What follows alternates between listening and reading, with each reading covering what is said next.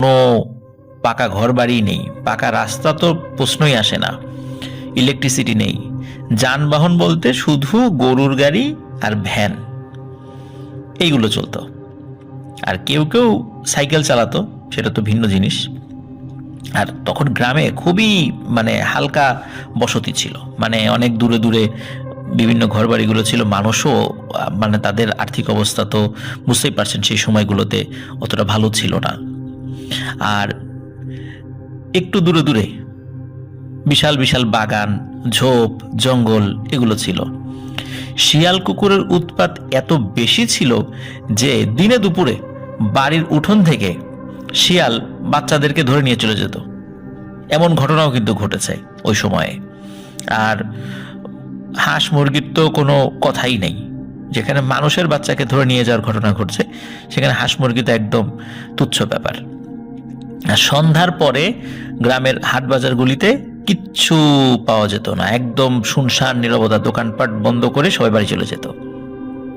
আর ঘটনাটি মূলত যার সঙ্গে ঘটেছে তার নাম হচ্ছে লালু মিয়া। লালু মিয়া ওই গ্রামেরই একজন মানুষ ছিলেন। উনি পেশায় ছিলেন একজন ভ্যান চালক। তবে লালু মিয়া কিন্তু নির্দিষ্ট কোনো ওই যাত্রীদেরকে নিয়ে ভাড়ায় খাটতেন না, ভাড়া টানতেন না। উনি মূলত ভ্যানে করে বিভিন্ন মালামাল আনা নেওয়া করতেন। যদি দেখা যেত যে উনি বাড়িতে ফিরে আসছেন, কোনো যাত্রী বাড়িতে ফিরছে, তখন উনি ওই যাত্রী তুলতেন। কিন্তু তার ভ্যানটাকে মূলত যাত্রী পরিবহনে উনি ব্যবহার করতেন না। তো এভাবেই ওনার চলে যাচ্ছিল। তখন উনি বিয়ে শাদী করেননি। ওনার বয়স ছিল তখন মোটামুটি 22-23 বছর বা 25-26 বছর, এমন আর কি, এরকম একটা রেঞ্জের মধ্যে ওনার বয়স ছিল। তো এভাবে চলছিল। কিন্তু এর মধ্যে ঘটে একটি ঘটনা। সেটি হলো, কোনো এক জায়গা থেকে উনি ফিরছিলেন ভ্যান নিয়ে, সেই জায়গাতে মালামাল নামিয়ে দিয়ে উনি ভ্যান নিয়ে রাস্তা দিয়ে ফিরছিলেন। তো হঠাৎ করে পথের মধ্যে উনি একটা জটলা দেখতে পান এবং ওখান থেকে খুব দুর্গন্ধ আসছে। দেখলো যে মানুষ সবাই মুখে কাপড় চোপড় বেঁধে রেখেছে। তো উনি চিন্তা করলেন যে কি ব্যাপার, আমি একটু গিয়ে দেখে আসি। আর উনি একদম ওনার গ্রামের কাছাকাছি চলে এসেছিলেন। চিন্তা করলেন যে গ্রামের কাছাকাছি তো এখন এখানে কি, সেই জিনিসটা একটু দেখি। উনি ভ্যান থামান। ভ্যান থামিয়ে যখন ওই ভিড়ের মধ্যে এগিয়ে যেয়ে উনি উকি মারেন, তখন দেখেন ওখানে 3-4 দিনের একটা মূলত পচে গলে যাওয়া একটা লাশ সেখানে আছে। ওখানে পুলিশও দাঁড়ানো আছে। তো উনি সেটা দেখেন। এর মধ্যে একজন বলে ওঠে, এই লালু মিয়া আসছে, লালু মিয়া আসছে। তখন উনি বুঝতে পারেন না কি ব্যাপার, হঠাৎ করে আমাকে সবাই আমাকে নাম ধরে ডাকছে কেন, যে লালু মিয়া আসছে, লালু মিয়া আসছে। তখন পুলিশও তার দিকে তাকায়। তখন মূলত লালু মিয়া বুঝতে পারেন যে তাকে আসলে উদ্দেশ্য করে ডাকার উদ্দেশ্য কি, মানুষ কথা বলার উদ্দেশ্য কি ছিল। কারণ হচ্ছে ওই সময়ে মূলত এমন একটা সময় ছিল, সন্ধ্যা লেগে যাচ্ছে ভাব। আর ওই লাশটি হসপিটালে নিয়ে যাওয়ার জন্য, সেখানে তো পোস্টমর্টেম করার ব্যাপার আছে, হসপিটালে নিয়ে যাওয়ার জন্য কোনো গাড়ি পাচ্ছিল না, গরুর গাড়ি, ভ্যান কিছুই পাচ্ছিল না। আর ওখানে বেশ কিছু মানুষ ছিল যারা লালু মিয়াকে চিনত খুব ভালোভাবেই। যেহেতু লালু মিয়া এখানে উপস্থিত, তার ভ্যানও উপস্থিত, এই জন্যই বলে উঠেছে, এই লালু মিয়া আসছে, লালু মিয়া আসছে। তখন পুলিশ ধরে, এই লালু মিয়া চলো। লালু মিয়া বলে, কোথায় যাব? বলে, এই লাশ নিয়ে এখন হসপিটালে যেতে হবে। অসম্ভব, আমি আমার ভ্যানে লাশ উঠাবো না। তখন বলে যে তোমার যা পারিশ্রমিক হয় তার থেকে আরো অনেক বেশি দেয়া হবে, কিন্তু লাশ নিয়ে যেতে হবে। তখন উনি খুব রিকোয়েস্ট করে থানার ওই পুলিশদের কাছে যে যদি আমি একবার এই ভ্যানে লাশ উঠাই, তাহলে কেউ এই ভ্যানে মালামাল পরিবহন করবে না। বিশেষ করে এই ভ্যানে অনেক ধরনের শাক সবজি, খাবার দাবার, তারপর আরো বিভিন্ন ধরনের পণ্য আনা নেওয়া করি। তো গ্রামের মানুষদের মধ্যে যেহেতু কুসংস্কার রয়েছে, এই কারণে এই ভ্যানে তারা কেউ আর মালামাল তুলবে না এবং কেউ এই ভ্যানে উঠবেও না। এমনিতে তো আমি যাত্রী টানি না, এমনিতে উঠবে না।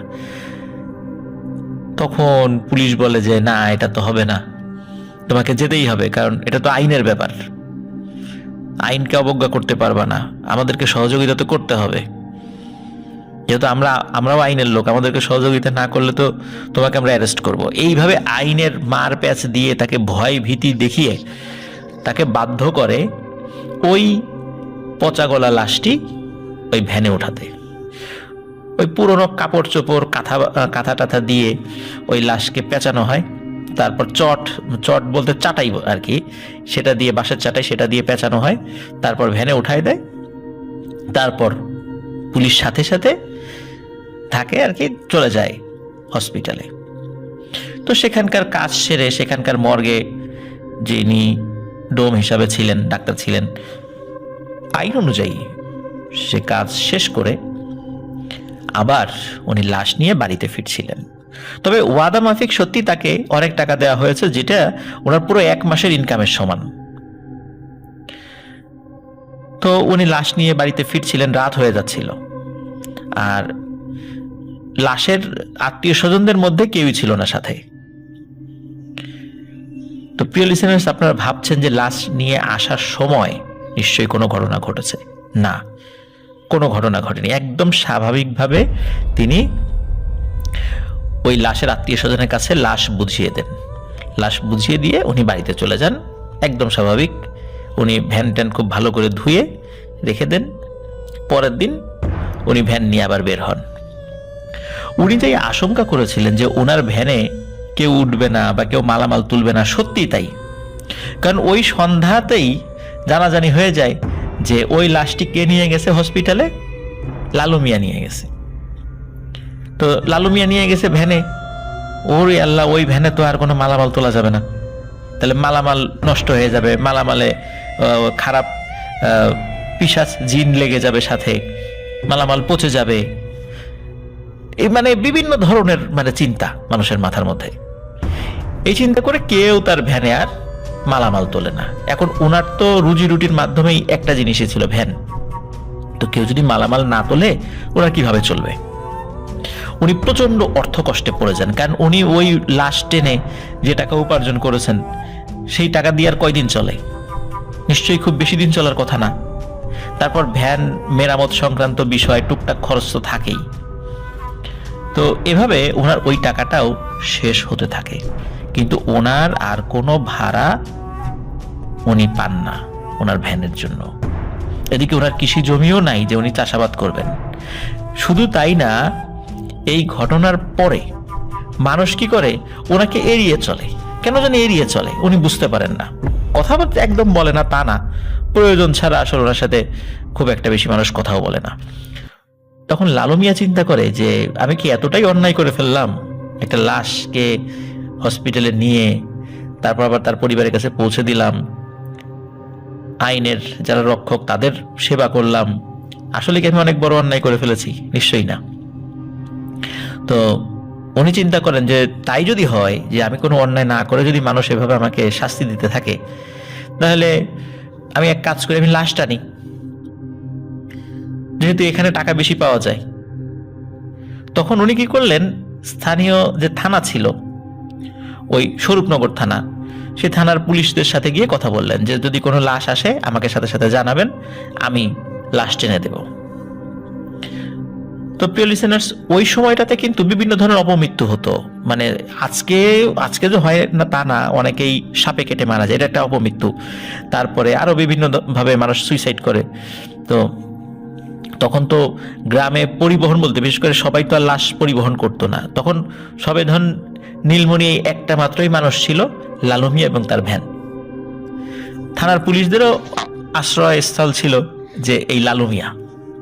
তো উনি এই লাশ টানতেন। এখন লাশ তো সবসময় পাওয়া যেত না, দেখা যাচ্ছে মাসে 1টা বা 2টা এরকম। তবে ওটা দিয়ে যে পরিমাণ আয় হতো সেটা দিয়ে উনি চলতে পারতেন।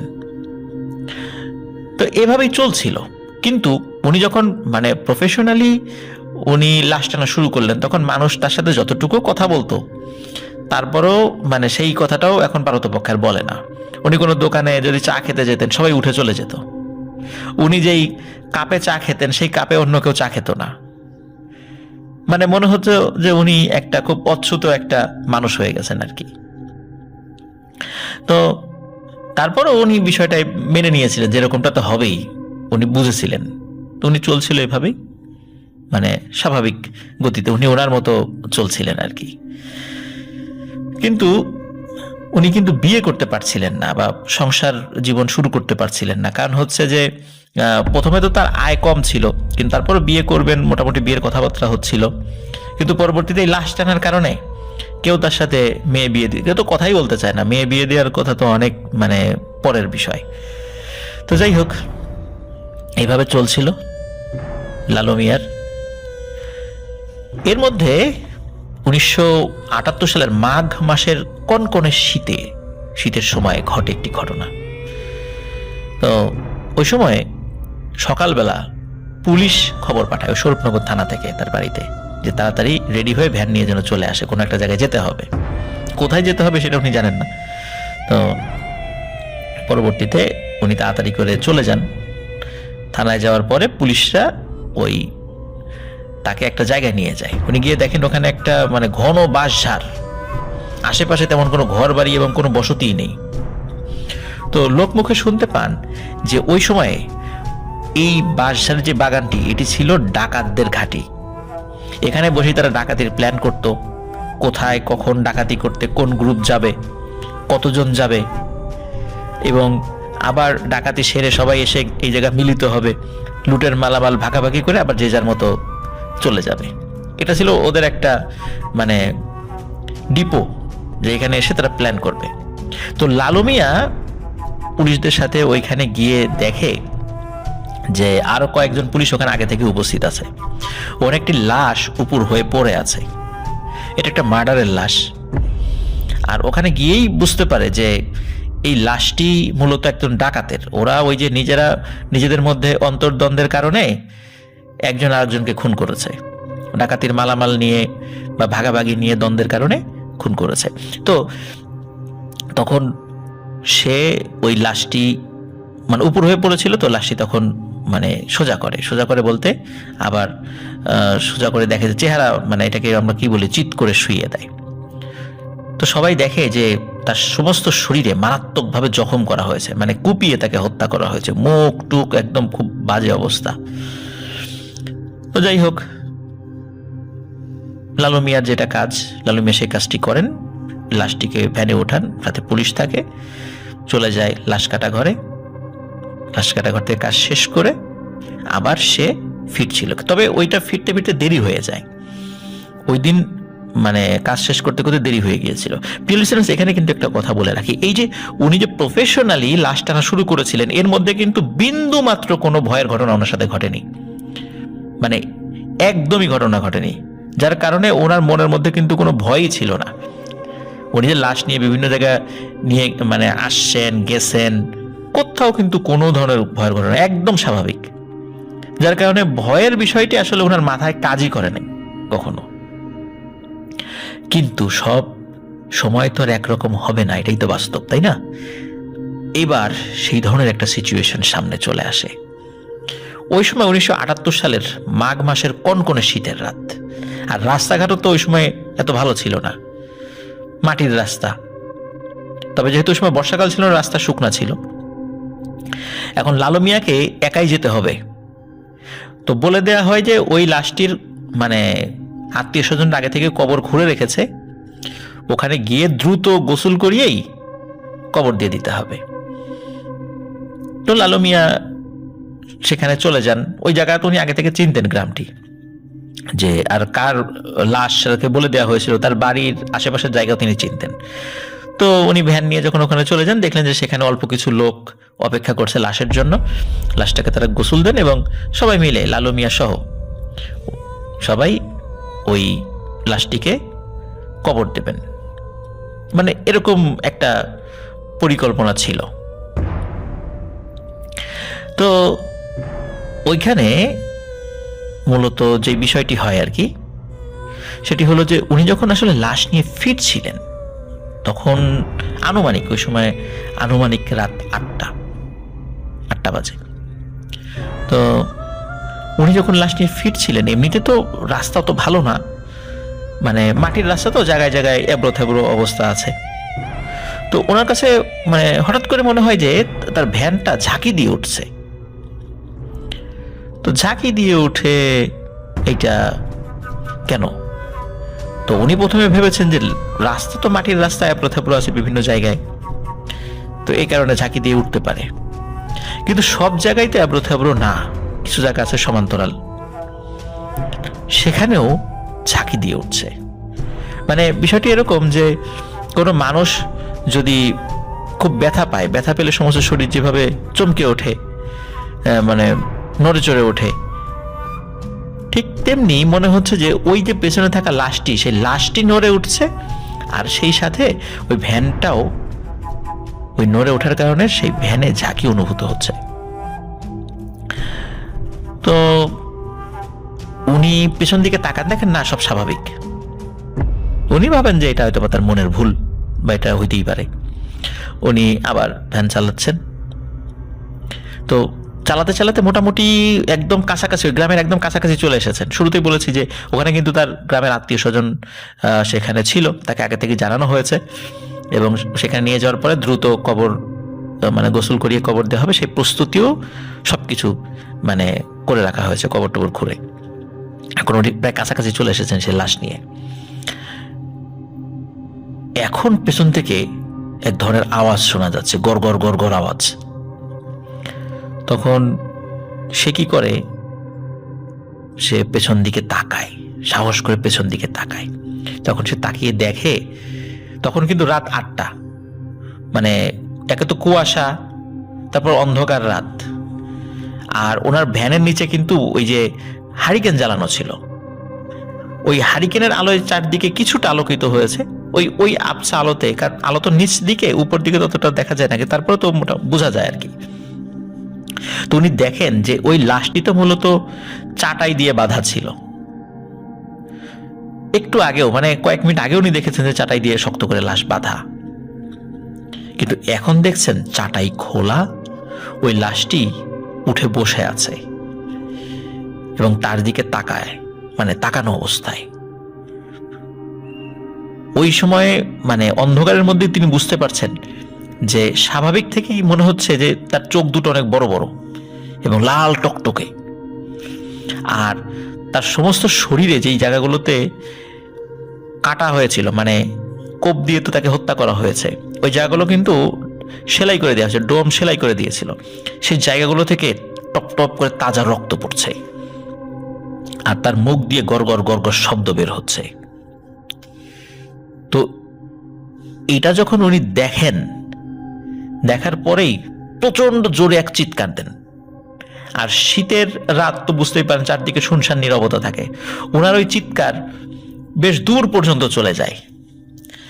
আর যারা মোটামুটি ওই লাশের দাফন কাফনের জন্য তখন ছিল, ওনারা ওই চিৎকার শুনেছে যে কি হলো, আর চিৎকার তো মোটামুটি পরিচিত পরিচিত লাগে, এটা মনে হয় লালু মিয়ার গলা।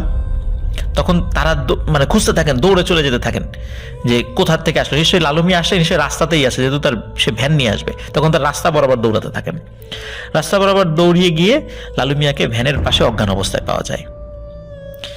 তারা কিন্তু গিয়ে লাশকে একদম স্বাভাবিক অবস্থায় পান, স্বাভাবিক বলতে ওই যে চাটাই দিয়ে বাঁধা অবস্থায়। তা লালু মিয়া সেন্সলেস হয়েছিলেন, তার জ্ঞান ফেরানো হয়। জ্ঞান ফেরানোর পর লালু মিয়া সব ঘটনা খুলে বলেন এবং বলেন যে তিনি কি দেখেছিলেন। তো যাই হোক, ওই লাশটার দাফন কাফন করা হয়, সবকিছু স্বাভাবিক। কিন্তু এর পরের দিন থেকে লালু মিয়া ভ্যান চালানোই ছেড়ে দেন, তিনি আর ভ্যান চালান না। এখন উনি কি করে খাবেন, ওনাকে তো আর কেউ কাজও দেয় না, লাশ টানতো। তখন উনি কি করেন, ভিক্ষা করা শুরু করেন। আর এই কারণে উনি আর সংসার জীবনে যেতে পারেননি, উনি বিয়েও করতে পারেননি, এইভাবেই ওনার জীবন কেটেছে। 2022 সালের মাঝামাঝিতে এসে লালু মিয়া স্বাভাবিকভাবে মৃত্যুবরণ করেন। এর মধ্যে ওনার সাথে আর কোনো ভয়ানক ঘটনা ঘটেছে কিনা কেউ বলতে পারে না। তো প্রিয় লিসেনার্স, একটি বিষয় সেটা হলো যে দেখেন ভাগ্য কি একটা জিনিস, যে উনি ওই দিক দিয়ে ভ্যান নিয়ে আসছিল ওই রাস্তা দিয়ে, কোনো কারণে উনি আবার ভ্যান থামিয়ে সেদিকে উকি দিতে গিয়েছেন, তখন উনি ওই একটা সমস্যার মধ্যে ফেসে গিয়েছেন। উনি যদি ভ্যান চালিয়ে চলে যেতেন, তাহলে হয়তো বা পেছন থেকে ডাকাডাকি করলে উনি যদি নাও থামতেন, চলে যেতেন, উনি ওনার মতো করে, কোনো সমস্যা হতো না। কিন্তু এভাবেই মানুষ বিভিন্ন সমস্যার মধ্যে পড়ে যায় নিজের অজান্তেই, কৌতূহলের বশে। প্রিয় লিসেনার্স, উনি যদি ওই দিন ভ্যান না টানতেন, পরবর্তীতে লাশ টানার প্রফেশনে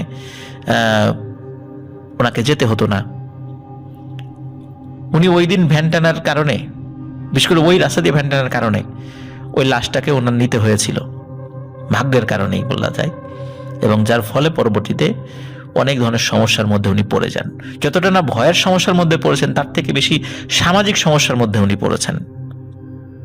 আর এই সামাজিক কুসংস্কারের বেড়াজালে আবদ্ধ হয়ে ওনার জীবনটাই নষ্ট হয়ে গেছে। প্রিয় লিসেনার্স, আশা করছি ঘটনাটি আপনাদের ভালো লেগেছে। আর আমাদের আরেকজন ভাই আছে রাজবাড়ির, লাশ কালাম ভাই, ওনার যে পিক আপ যেটা উনি চালান, ওইটারও কিন্তু একই অবস্থা। ওই পিক আপে কিন্তু অন্য কেউ মালামাল টানে না, কারণ জানে যে এই পিক আপে লাশ টানে।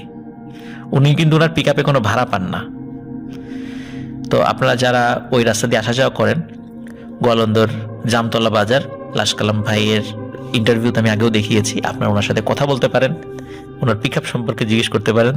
দেখবেন যে উনি কতটা অসুবিধার মধ্যে আছে। যদি ওনার দোকান না থাকতো তাহলে উনি খুব বিপদে পড়তেন।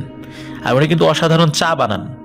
ওনার চা কিন্তু অনেকে খায়। উনি যে লাশ টানেন বলে যে কেউ ওনার হাতের খাবার খায় না, বিষয়টা এরকম না। কিন্তু উনি কিন্তু একদম স্বাভাবিকভাবে জীবনযাপন করেন। এখন মানুষের চিন্তা চেতনা বিবেক আগের থেকে অনেক জাগ্রত বেশি হয়েছে, যার ফলে উনি স্বাভাবিক জীবনযাপন করতে পারছেন। উনি হয়তো বা লালমিয়ার পরিণতি ভোগ করেননি। তো প্রিয় লিসেনার্স, যারা সাহসিকতার সাথে এই প্রফেশনটাকে এগিয়ে নিয়ে যাচ্ছেন, তাদের জন্য স্যালুট। আমরা চলে যাচ্ছি আমাদের পরবর্তী ঘটনায়।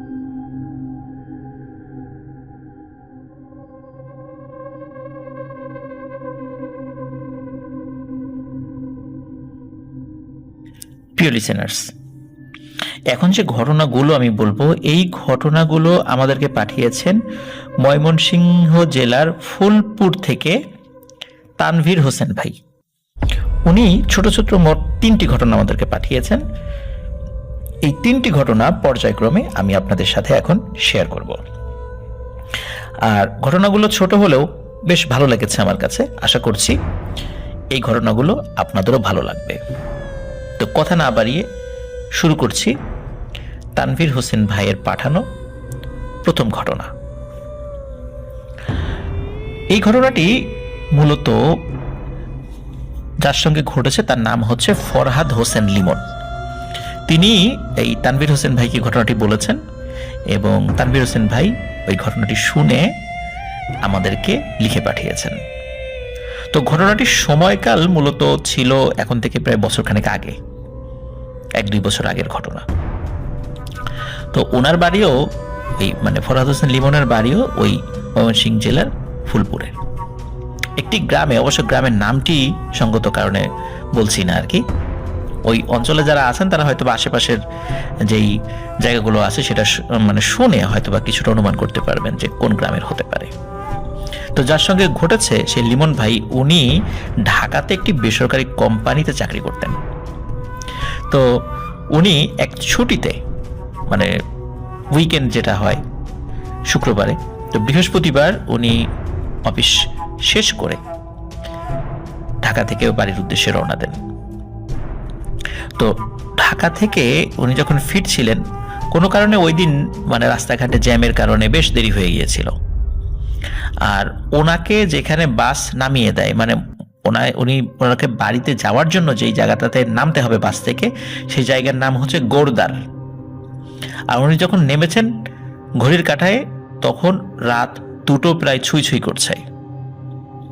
তো সেখানে উনি নেমে যান। সাধারণত যেটা হয় যে মোটামুটি রাত 11টা-12টার মধ্যেই যদি নামে, তাহলে বাড়িতে যাওয়ার জন্য অটোরিকশা পাওয়া যায়।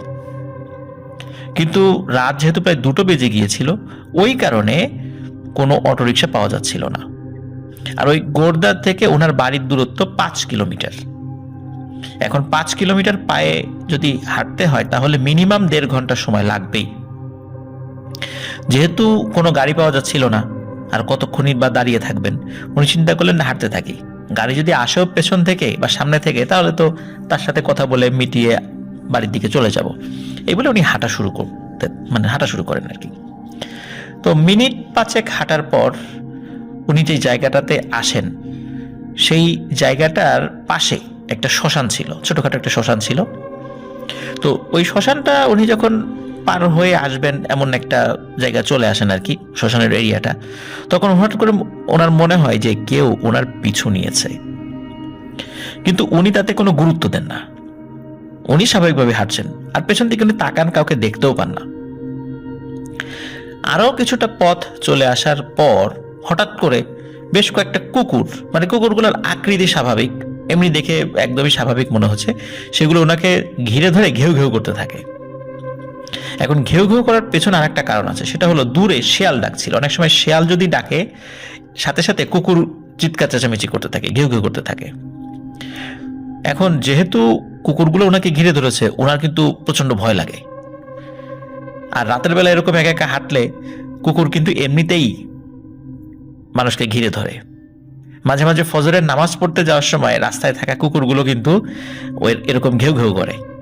তখন হাতে ছোটখাটো এক লাঠি নিয়ে রাখতে হয়, তা না হলে অনেক সময় কুকুর কামড়ও দেয়, এরকম আমি দেখেছি।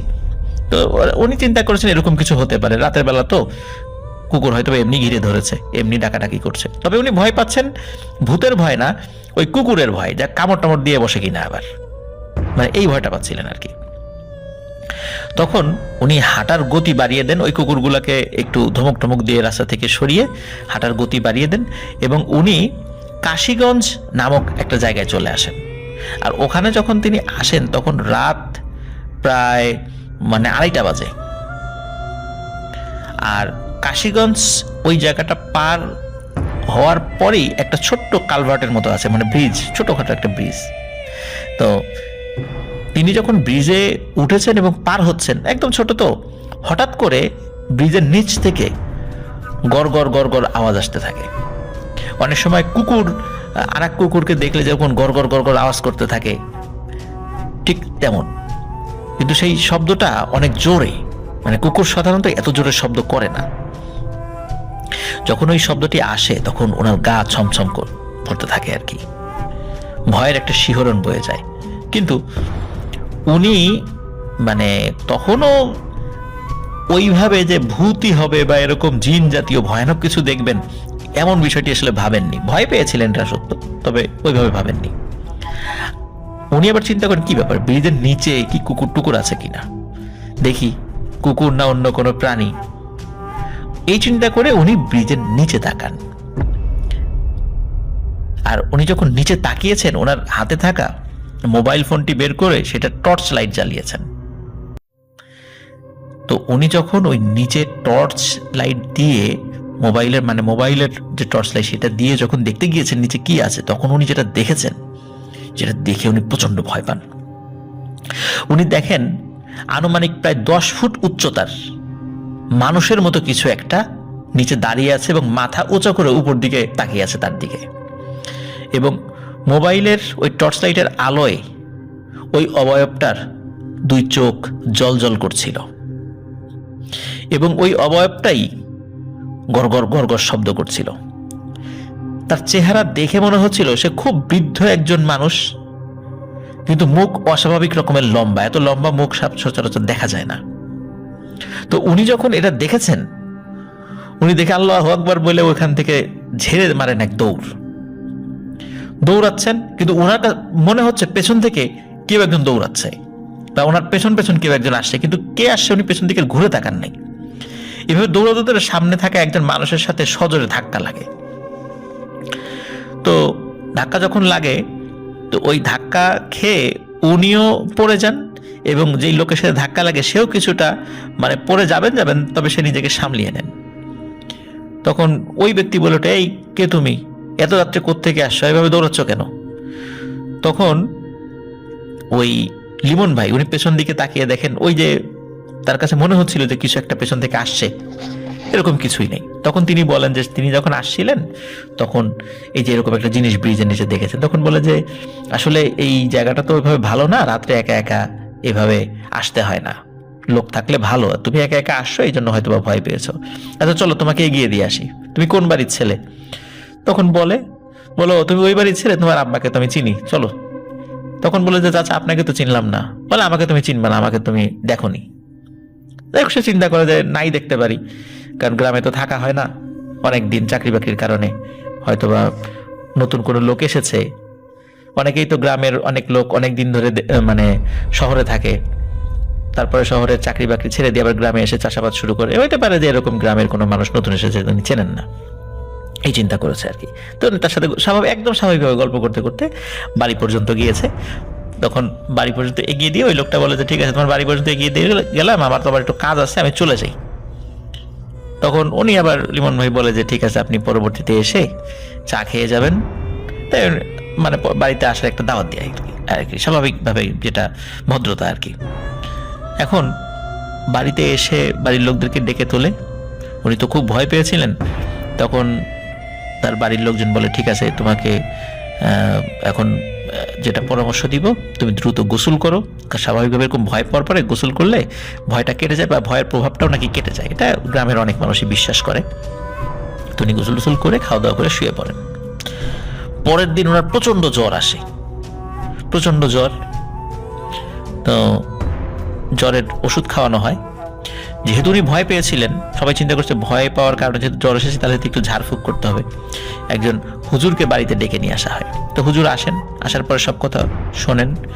শোনার পরে হুজুর কিছুক্ষণ চুপ করে থাকার পরে, হুজুর হয়তোবা তার সাথে জিন ছিল, সে জিনের মাধ্যম দিয়ে তথ্য নিয়ে জানতে পারেন যে আসলে সে যখন ওই শ্মশান পার হচ্ছিল, ওই শ্মশানের ওখান থেকে একটি পিশাচ প্রকৃতির জিন তার পিছু নেয়। তো পিছু নেওয়ার পর আরো আগেই ক্ষতি করত। ওই কুকুরগুলো সামনে চলে আসার কারণে সে শুরুতে ক্ষতি করতে পারেনি। ওই কুকুরগুলো আসলে সত্যিকারের কুকুরই ছিল। কুকুরগুলো ওই দুষ্টু জিনকে দেখতে পেয়েছে, এই জন্য তারা ঘেউ ঘেউ করছিল, এবং যাতে ওকে ক্ষতি করতে না পারে, হয়তো বা এই কারণে কুকুরগুলো তাকে ঘিরে ধরেছিল। কিন্তু সে যখন কুকুরের বেষ্টনী পার হয়ে আবার সামনে চলে আসে, সামনে চলে আসার পর ওই ব্রিজে যখন উঠেছে, তখন এই লিমন ভাই ওই দুষ্টু জিনের আওতার মধ্যে চলে আসে। তখন সে ক্ষতি করার জন্য এবং তার মনোযোগ আকর্ষণ করার জন্য, যাতে সে ভয় পায়, এই জন্য সে নিচ থেকে গড়গড় শব্দ করতে থাকে। তারপর যখন সে দৌড় দেওয়ার পরে ওই দুষ্টু জিনও পিছু নেয়, এবং ওই সময় তাকে অনেক বড় ক্ষতি করত। কিন্তু হঠাৎ করে একজন ভালো জিন সামনে চলে আসে, এবং তার সাথেই মূলত ধাক্কা লেগেছিল। এবং যার সাথে ধাক্কা লেগেছে সে মূলত আসলে মানুষ ছিল না, সে জিন ছিল। এবং ওই ভালো জিনের কারণে ওই পিশাচ প্রকৃতির জিনটি লিমন ভাইকে কোনো ক্ষতি করতে পারেনি, সে চলে যায়। ওনার জ্বর হয়েছিল, কয়েকদিন ছিল, আবার স্বাভাবিকভাবেই উনি সুস্থ হয়ে গিয়েছিলেন। তো প্রথম যে ঘটনাটি, যেটা এখন বলছি, সেটি হচ্ছে যে ওই বারৈকান্দি গ্রামে একজন মহিলা থাকতো। সঙ্গত কারণে তার নামটি বলা বারণ আছে, তা আমরা নাম না বলি। তো ঘটনাটি যখন ঘটেছিল, এটা এখন তো 2023 সাল চলে আসছে, এটি 2018 কি 19 সালের ঘটনা, এরকমটাই আমাকে বলেছে। তো ওই মহিলা ওই সময়টা, মানে যখন ঘটনাটার সূত্রপাত হয় আর কি, তখন উনি সন্তান সম্ভবা ছিলেন। সন্ধ্যার পর একটি ঘটনা ঘটে, সেটা হলো যে উনি ওই সময় শুয়েছিলেন, ওনার শাশুড়ি আর এক ঘরে ছিলেন আর কি। মানে ওই ঘরটায়, মানে ওই উঠানে তো আরো কয়েকটা ঘর আছে, এক ঘরে ওনার শ্বশুর শাশুড়ি থাকতেন, আর এক ঘরে উনি ওনার হাজবেন্ড নিয়ে থাকতেন। তো ওরকম সন্ধ্যার পরে উনি শুয়ে আছেন, ওনার স্বামী বাইরে গিয়েছে। হঠাৎ করে ওনার স্বামী চলে আসে, এসে ওই দরজার বাইরে থেকে ডাকতে থাকে। দরজায় টোকা দেয় না, বাট ডাকতে থাকে ওনার ওয়াইফের নাম ধরে আর কি। এখন এই যে ভদ্র মহিলা, উনি চিন্তা করছেন, আরে এই মাত্রই তো আমার হাজবেন্ড বাইরে গেল, 5 মিনিটও হয় নাই। নর্মালি সে ঘুরে আসতে আধা ঘন্টার কমে, মানে তার বিবাহিত জীবনে কখনো দেখেনি যে আধা ঘন্টার কমে সে ফিরে আসছে। এখন প্রয়োজনে আসতেই পারে, হয়তোবা কিছুটা পথ গেছে, আবার হয়তোবা কোনো বিষয় মনে আসছে, এজন্য ফিরে আসছে, হয়তোবা কোনো কিছু রেখে গিয়েছে, এমনটা হতে পারে। কিন্তু ওনার মনে সন্দেহ লাগে, কেন জানি। কারণ হচ্ছে গ্রামে কিছু প্রবাদ প্রচলিত আছে ওই গ্রামে। সেটি হলো যে অনেক সময় সন্তান সম্ভবা মহিলাদেরকে নাকি অনেক সময় অপরিচিত কেউ বাইরে থেকে ডাকে। ওই গ্রামে নাকি এই টাইপের ডাকগুলোকে আবিল্লি বলে, এবং এই আবিল্লির ডাকে যদি কেউ দরজা খুলে দেয়, তাহলে নাকি ওই পিশাচ, ওই আবিল্লি, সে ওই বাচ্চাটাকে খেয়ে ফেলে বা নষ্ট করে দেয়। এটা স্থানীয়ভাবে এটা কুসংস্কার বলবো না কি বলবো এটা আমি জানি না, এটা হতেও পারে নাও পারে। তো এরকম কথা ওখানে প্রচলিত আছে। তো যেহেতু আছে এবং তার মনে সন্দেহ হয় যে তার হাজবেন্ড 5 মিনিট আগে গেছে, এখন আবার ফেরত আসলো, উনি দরজা খোলে না এবং জানালাও খোলে না। উনি বলে যে আপনি এত তাড়াতাড়ি ফেরত আসলেন কেন? বলে হ্যাঁ কাজ আছে, আমি আসছি, দরজা খোলো। যেহেতু তার মনে সন্দেহ হচ্ছিল, এই জন্য বলে ঠিক আছে আমি দরজা খুলবো, আপনি আপনার আম্মাকে মানে শাশুড়িকে নিয়ে আসেন, কারণ সে তো পাশের ঘরেই আছে, তাকে ডাক দেন, সে আসুক আপনার সাথে। যখনই এই কথা বলেছে তখন বলে ওঠে, খুললি না তো দরজা, কি মনে করেছিলি বেঁচে যাবি? তোর বাচ্চাকে তো নেবই, তোকেও নিয়ে যাব, পারলে ঠেকাইস। এই বলার পরপরই আর কোনো সারা শব্দ নাই। এরপরে উনি জানালা খুলে দেখে যে না, ওখানে কেউ নাই। তখন উনি দরজা খুলে ওনার শাশুড়িকে ডাক দেয়। ওনার শাশুড়ি চলে আসে, এসে বলে এই ঘটনা, বলে যে সাংঘাতিক অবস্থা, যদি তুমি দরজা খুলতে অনেক ক্ষতি হয়ে যেত, দরজা খোলনি, ভালো হয়েছে। এদিকে ঘন্টাখানেক পর তার হাজবেন্ড ফেরত আসে, তার হাজবেন্ডকে বলে যে এই ঘটনা, বলে আমি তো বাজারে গেছিলাম, আমার তো আসার প্রশ্নই আসে না। তখন সবাই বলে যে তুমি খুব সাবধানে সাবধানে থেকো, যেহেতু ওই আবেল্লি ক্ষিপ্ত হয়ে চলে গেছে, যে কোনো না কোনো ভাবে তোমার ক্ষতি করবেই, খুব সাবধানে থেকো। যাই হোক, এরপর থেকে ওই ভদ্র মহিলাকে সবাই খুব চোখে চোখে রাখতো, যেন কোনো ক্ষতি না হয়, কোনো ধরনের পিশাচ আকৃতির কিছু যেন তার উপর আসর করতে না পারে। সবসময় দোয়া কালাম পরে তাকে ফু দিত, মানে এভাবেই চলছিল স্বাভাবিকভাবে। এবং এর মাসখানেক পরে ওনার সন্তান হয়। সন্তানের বয়স যখন কাটায় কাটায় ঠিক 28 দিন, তখন ঘটে একটি ঘটনা। এবং যখন ঘটেছে তখন কিন্তু দুপুরবেলা, মানে রাতের বেলা না। সাধারণত রাতের বেলাগুলোতে তাকে একটু পাহারা টাহারা দিয়ে রাখতো আর কি, যেন এই টাইপের কিছু আসতে না পারে। কিন্তু দুপুরবেলা কেউ তো আসলে ওইভাবে চিন্তা করেনি যে দিনের বেলা দিন দুপুরে কোনো ধরনের কোনো ক্ষতি হবে। দুপুরবেলা উনি ওনার বাচ্চাকে তেল মালিশ করছিলেন, মানে রোদে রেখে উঠানে তেল মালিশ করছিলেন। তখন একটা বিড়াল আসে। তো গ্রামে তো অনেক বিড়ালই আছে, এক বাড়ির বিড়াল আর এক বাড়িতে যায়। তো একটা বিড়াল আসে। তো বিড়াল, উনি আবার ওনার বাচ্চাকে তেল মালিশ করে একটু রোদে রেখে দিয়েছিলেন, কয়েক মিনিট হলো। তো উনি দেখছেন যে ওই বিড়ালটি তার বাচ্চার কাছে এলো, এসে ওই বিড়ালটি এক লাফে বাচ্চাটিকে ডিঙিয়ে চলে গেল, মানে জাস্ট লাফ দিয়ে ডিঙিয়ে গেল, আর কিছু না, জাস্ট এতটুকুই। উনি বিড়ালের এই দৃশ্য দেখে একটু চিন্তিত হন যে কি ব্যাপার, বিড়ালটি আসলো, এসে তো রান্নাঘরে যাওয়ার কথা বা খাবার মানে জন্য তার খোঁজাখুঁজি করার কথা, এত কিছু বাদ দিয়ে আমার বাচ্চার কাছে এলো, এসে জাস্ট লাফ দিয়ে পাশ থেকে ওপাশে চলে গেল, ঘটনা কি? বিষয়টা ওনার ভালো লাগে না। এবং উনি যে খুব অস্বাভাবিকভাবে নিয়েছেন, মানে ভুতুরে কিছু তা না, কারণ এখন তো দিনের বেলা, দুপুরবেলা। উনি কি করেছেন, হাতে একটা লাঠি নিয়ে ওই বিড়ালকে তাড়া করেন, এবং শুধু তারাই করেন না, বিড়ালকে লাঠি দিয়ে একটা বাড়িও মারতে সক্ষম হন তিনি। কারণ হলো, উনি যখন ওই প্রথম দিকে বিড়ালটিকে তাড়া করতে গেছেন, তখন ওই বিড়ালটি ক্ষিপ্ত হয়ে উল্টো তার দিকে আক্রমণ করার জন্য ছুটে আসে। মূলত আত্মরক্ষার জন্য উনি লাঠি দিয়ে বিড়ালটাকে আঘাত করেছিলেন। ওই আঘাত খেয়ে বিড়াল পালিয়ে যায়। তো এইটুকুই ঘটনা। তো এই বিষয়টি আসলে কাউকে বলারও উনি প্রয়োজন মনে করেনি। আমরা প্রতিনিয়ত রাস্তাঘাটে এই ধরনের ঘটনার সম্মুখীন হচ্ছি, সবগুলো কি আশেপাশের মানুষদেরকে বলি? নিশ্চয়ই না। তো উনি বিষয়টা একদম মানে গুরুত্বহীনতার সাথে দেখেন, স্বাভাবিকভাবে দেখেন, যার কারণে ওইভাবে কাউকে বলেননি। কিন্তু ঘটনা যেটি হয় সেটি হলো, ওই দিন সন্ধ্যার আগেই ওনার বাচ্চা কোনো কারণ ছাড়া, একদম সুস্থ বাচ্চা, 28 দিনের সুস্থ বাচ্চা, সে হঠাৎ করে মারা যায়। কেন মারা গেল, কিভাবে মারা গেল, কোনো অসুস্থতা ছাড়া কেউ বুঝতে পারে না। তখন উনি বলেছিলেন যে এই ধরনের একটা ঘটনা ঘটেছিল দুপুরবেলা। তখন ওনার শাশুড়ি বা আশেপাশের লোকজন বলে, হায় হায় সর্বনাশ, এটা তো সেই আবিল্লিটা আসছিল, সেই তো এই বাচ্চার ক্ষতি করেছে। তখন বলে যে আমি তো ওইটাকে লাঠি দিয়ে আঘাত করেছি, বলে তো আরো সর্বনাশ হয়েছে, এখন তো তোমার ক্ষতি করবে। এর কয়েকদিন পর, মানে তাকে তো ঝাড়ফুঁক করানো হয়েছিল যেহেতু সে ওই বিড়ালটাকে আঘাত করেছে, তাকে ঝাড়ফুঁক করা হয়, কিন্তু আস্তে আস্তে তার মানসিক অবস্থা খারাপের দিকে যেতে থাকে এবং একটা পর্যায়ে সেই ভদ্রমহিলা মানসিক ভারসাম্যহীন হয়ে যান।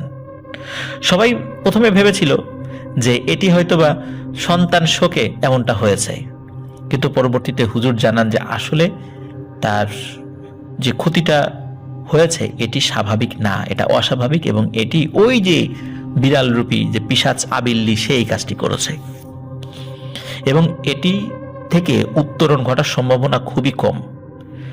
এরপর পাগলামির পরিমাণ বেড়ে যাওয়ার কারণে সেই মহিলাকে মেন্টাল হসপিটালে রেখে আসা হয় এবং তিনি এখনো সেখানেই নাকি আছেন। প্রিয় লিসেনার্স, এই যে ঘটনাটি আসলে ছোট হতে পারে, কিন্তু প্রত্যেকটা ঘটনার মধ্যে কিন্তু আমাদের শেখার কিছু আছে। আমরা শহরে থাকি বলে কেউ এটা ভাববার কোনো কারণ নেই যে এই ধরনের ঘটনা আমাদের বেলাও ঘটবে না, ঘটতেই পারে, আর গ্রামে তো হতেই পারে। এই জন্য এই ঘটনাগুলো আপনাদেরকে বলার উদ্দেশ্য হলো এই বিষয়গুলো থেকে যেন আমরা সতর্ক থাকতে পারি। হয়তোবা সবসময় মানুষ সতর্ক থাকে না, অসতর্কতার কারণে অনেক ঘটনা ঘটে যায়, কিন্তু এই বিষয়গুলো জানা থাকলে বা আমাদের আশেপাশে যদি যেই মানুষগুলো আছে তাদেরকে যদি আমরা জানাই যে এই ধরনের ঘটনা হতে পারে, তাহলে এই ধরনের সিচুয়েশনে স্পেশালি আমাদের আত্মীয় স্বজনদের মধ্যে যারা মহিলা তারা যখন সন্তান সম্ভব হবেন বা পরবর্তী সময়ে সবকিছু কুসংস্কার বলে উড়িয়ে না দিয়ে তাদেরকে আমরা সতর্ক রাখি। আর শাশুড়ির অসুস্থতার খবর পাওয়ার সাথে সাথে তার স্ত্রী খুব আবেগ আপ্লুত হয়ে পড়েন এবং হওয়াটাই স্বাভাবিক, তার মা যেহেতু অসুস্থ হয়ে গেছেন। দ্রুত তিনি তার স্ত্রীকে নিয়ে শ্বশুরবাড়ির উদ্দেশ্যে বেরিয়ে পড়েন। তো শ্বশুরবাড়ি আসলে খুব বেশি দূরে ছিল না, ওই বারৈকান্দি গ্রামের কাছাকাছি ছিল, একদম পাশাপাশি গ্রাম বলা চলে আর কি। আর সময়টা তো একটু বিকালের দিকে উনি রওনা দিয়েছেন, যেহেতু খবর এসেছে দুপুরের দিকে, তো একটু প্রস্তুতি নিয়ে বের হয়ে শ্বশুরবাড়ি পৌঁছাতে মোটামুটি সন্ধ্যা হয়ে গিয়েছে আর কি। এখন ওনার তো জরুরি কাজ ছিল, পরের দিন ওনার কাজ ছিল। তখন তার স্ত্রীকে বলে যে ঠিক আছে, আমি তো দেখে গেলাম শাশুড়িকে, অবস্থা অতটা সিরিয়াস নয়, তো তুমি থাকো, আমি আবার কালকে আসছি, কালকে কাজটা একটু দ্রুত শেষ করে আবার দিনে দিনে আমি চলে আসবো এখানে। তখন তার স্ত্রী নিষেধ করে যে না, এখন যাওয়ার দরকার নাই, তুমি থাকো, সন্ধ্যা হয়ে গেছে, এত রাত্রে যাওয়াটা ঠিক হবে না। তখন বলে যে এত রাত আবার কই, সন্ধ্যা হয়েছে, আর গ্রামের রাস্তা পাশাপাশি গ্রাম, হেঁটেই তো চলে যেতে পারি। তখন যেহেতু তার স্ত্রীও ভাবেন যে হ্যাঁ তাই তো যেতেই তো পারে, কালকে তো আবার আসবেই, তো সমস্যা তো নেই। ওনার হাতে তো টর্চ লাইট ছিল। সন্ধ্যা 7টার দিকে এই চিহা সে তার শ্বশুরবাড়ি থেকে নিজের বাড়ির উদ্দেশ্যে বেরিয়ে পড়েন। সে যখন তার বাড়ির কাছাকাছি চলে আসে, যখন সে ওই গ্রাম থেকে বারৈকান্দি গ্রামে ঢুকে যায়, তখন ঘটে একটি ভয়ানক ঘটনা। তিনি যেই কাঁচা রাস্তা দিয়ে হেঁটে যাচ্ছিলেন, এখানে একটা বিষয় বলে রাখি যে পাশাপাশি গ্রাম হওয়ার কারণে ওই যে পথ দিয়ে উনি আসা যাওয়া করবেন, এই পথটা আসলে পায়ে হাঁটা পথ, ওখান দিয়ে কোনো মতে বাইসাইকেল চালানো যায়, কিন্তু কোনো ভ্যান গাড়ি বা গরুর গাড়ি এগুলো চলে না, বা কোনো অটো এগুলো চলবে না। তো এই জন্য উনি হেঁটেই আসছিলেন। তো উনি যখন ওই কাঁচা রাস্তা দিয়ে হাঁটছিলেন, বাড়ির মোটামুটি কাছাকাছি চলে এসেছিলেন, তখন ওই তার রাস্তাটা পরিচিত, এর আগে ওই রাস্তা দিয়ে তিনি একাধিকবার এসেছেন। তো হঠাৎ করে দেখেন ঠিক রাস্তার মাঝ বরাবর পথ আগলে মনে হচ্ছে কিছু একটা শুয়ে আছে। তো প্রথমে উনি টর্চ লাইট ওগুলোর গায়ে মারেননি, উনি চাঁদের আলোতে দেখে মনে হচ্ছে এই জিনিস দুটি, দুইটা জিনিস ছিল, মনে হচ্ছে শিয়াল। তারপর সে যখন টর্চ লাইট মেরেছে, দেখে হ্যাঁ আসলেই তো, এটা দেখি দুটো শিয়াল শুয়ে আছে পথ আগলে। কিন্তু উনি দেখেন যে নর্মালি যে শিয়ালের উচ্চতা বা হাইট বা লম্বা যেরকম মনে হয় আমরা স্বাভাবিকভাবে যেটা দেখি, এই শিয়াল দুটি লম্বায় বেশ অনেক বড় এবং শরীর স্বাস্থ্য বেশ মোটাসোটা আর কি। উনি কিন্তু চিন্তা করেন যে এরকম শিয়াল তো হতেই পারে, সব শিয়াল যে আমরা দেখবো একই রকম তা তো না, অনেক কুকুরগুলো স্বাভাবিকভাবে রাস্তায় যে কুকুরগুলো হেঁটে বেড়ায় এর মধ্যেও তো আকার আকৃতিতে বেশ বড় সড়ো মোটাসোটা কুকুর রয়েছে। তো উনি মনে করেছেন হয়তো এরকমই দুটো শিয়াল। তো উনি এটাকে স্বাভাবিক মনে করে শিয়াল দুটিকে তাড়ানোর জন্য কি করেছেন, উনি ওই রাস্তার পাশেই একটা ডাল ছিল, ওই শুকনা ডাল, ওই ডালটা নিয়ে এসেছেন। এখন শেয়াল দুটি কিন্তু মানে তাকে দেখে কিন্তু সরে যাচ্ছে না। উনি কিন্তু শেয়ালের গায়ে টর্চ লাইটও মেরেছেন, দেখে শুয়ে আছে দিব্যি, তাদের কোনো মানে ভ্রুক্ষেপই নাই যে একজন মানুষ আসছে। নর্মালি শিয়াল কিন্তু মানুষ দেখলে পালায়। এখন উনি কি করে যে রাস্তা থেকে সরানোর জন্য, কারণ উনি যে ঘুরে যাবেন, ওই যে রাস্তা দিয়ে হেঁটে যাচ্ছেন, রাস্তার নিচে এলো মানুষের ক্ষেত, তো ক্ষেতের মধ্যে দিয়ে নেমে যেতে হবে, তাহলে ক্ষেতের ফসল নষ্ট হবে, এই জন্য উনি নেমে যেতে পারছিলেন না। তো এই জন্য উনি ওই রাস্তার পাশে থাকা একটা শুকনো ডাল পান, ওইটা লাঠি হিসাবে ব্যবহার করে উনি শিয়ালের দিকে তেড়ে যান এবং ওদেরকে তাড়ানোর চেষ্টা করেন। কিন্তু শিয়াল তখনও ভ্রুক্ষেপ করে না, ও স্বাভাবিক থাকে। যখন শিয়ালের কাছাকাছি চলে আসে তখন শিয়াল দুটি উঠে দাঁড়ায়। যখন উঠে দাঁড়িয়েছে তখন হচ্ছে এই চিহা চমকে ওঠে। কারণ হলো উনি দেখেন যে এইটা স্বাভাবিক শিয়াল না। কারণ হলো সূর্য যখন টর্চ মেরেছে তখন উনি অতটা ভালো করে খেয়াল করেনি, কিন্তু এখন দেখছে এই শিয়াল দুটোর মাথায় লম্বা শিং রয়েছে। আর শিয়ালের চোখ যেভাবে জ্বলে, চোখ জ্বলছে বাট লাল টকটকে, এবং গড়গড় শব্দ করছে এবং তার দিকে তাকিয়ে আছে। এক পর্যায়ে কি হয় যে এই শিয়াল দুটি মানে তার দিকে এগিয়ে আসতে থাকে। তখন উনি ভয় পান। উনি তো ওনার বাড়ির দিকে যেতে পারছিলেন না, ওনাকে তো উল্টো দিকে আসতে হবে। শিয়াল দুটি যখন তার দিকে এগিয়ে আসছেন তখন উনি কি করেন, উল্টো দিকে দৌড় দেন। কাছাকাছি একটা বাড়ি ছিল, ওই বাড়ির উঠোনে গিয়ে উনি হুমড়ি খেয়ে পড়েন। ওই বাড়ির চারদিকে কোনো মানে বেড়া ছিল না, এমনি নর্মাল ছিল আর কি, বাড়ির চারদিকে খোলা ছিল। উনি বাড়ির উঠোনে গিয়ে হুমড়ি খেয়ে পড়েন। হঠাৎ আচমকা চিহা এরকম চলে আসছে। চিহাকে তারা চিনতো, ওই বাড়ির লোকজন চিনতো। তখন বলে যে কি হয়েছে, তখন বলে এই ঘটনা। তখন বাড়ির লোকজনও বের হয়ে রাস্তায় কোনো শিয়াল টিয়াল কোনো কিছু দেখে না। তখন তারা বলে যে এটা তো আসলে মনে হচ্ছে স্বাভাবিক শিয়াল ছিল না, এটা আসলে মনে হয় কোনো দুষ্টু জিন টিন এরকম ছিল। মাঝে মাঝে রাস্তা দিয়ে চলতে গেলে এখানে এরকম শিয়াল দেখা যায়, কিন্তু ওগুলো স্বাভাবিক শিয়াল না। তুমি কি করছিলা, তুমি কি ওকে আঘাত করছিলা? বলে হ্যাঁ, আমি তো লাঠি নিয়ে তাড়া করতে গেছিলাম। বলে সর্বনাশ, এই তো ভুল হয়ে গেছে, তুমি দেখলা চলে আসতা, উল্টা দিকে চলে আসতা, বলে তাড়া করতে গেছো কেন? বলে আমি তো বুঝি নাই যে এটা স্বাভাবিক কিছু না। তো যাই হোক, পরের দিন থেকে মানে তারপরে উনি ওনার বাড়িতে চলে যান। পরের দিন থেকে দেখা গেল ওনার শরীর প্যারালাইজড হয়ে গেছে এবং উনি ভালো করে কথা বলতে পারছেন না। মানে ওনার কথাগুলো মানে এলোমেলো হয়ে যাচ্ছে এবং একটা পর্যায়ে উনি আর কথা বলতেও পারেন না। এবং প্যারালাইজড অবস্থায় উনি আস্তে আস্তে খুবই অসুস্থ হয়ে যেতে থাকেন। এবং এর অল্প কিছুদিন পর, মাসখানেক পর, এই চিহা মারা যান। প্রিয় লিসেনার্স, এই ধরনের ঘটনা আমরা পাই, কিন্তু বারবার আপনাদেরকে একই ধরনের ঘটনা শোনানোর একটা উদ্দেশ্য রয়েছে। যেমন আমি বিগত একটা ঘটনা আমি শেয়ার করেছিলাম, কবরস্থানের কুকুর, ভয়ানক কুকুর। এটি কিন্তু আমার সহপাঠীর বাবার সঙ্গে ঘটেছিল এবং উনি লাঠি নিয়ে ওই কুকুরকে তাড়া করার কারণে বা আঘাত করার কারণে কি পরিণতি হয়েছিল সেটা আপনারা ওই ঘটনা থেকে জানতে পেরেছিলেন।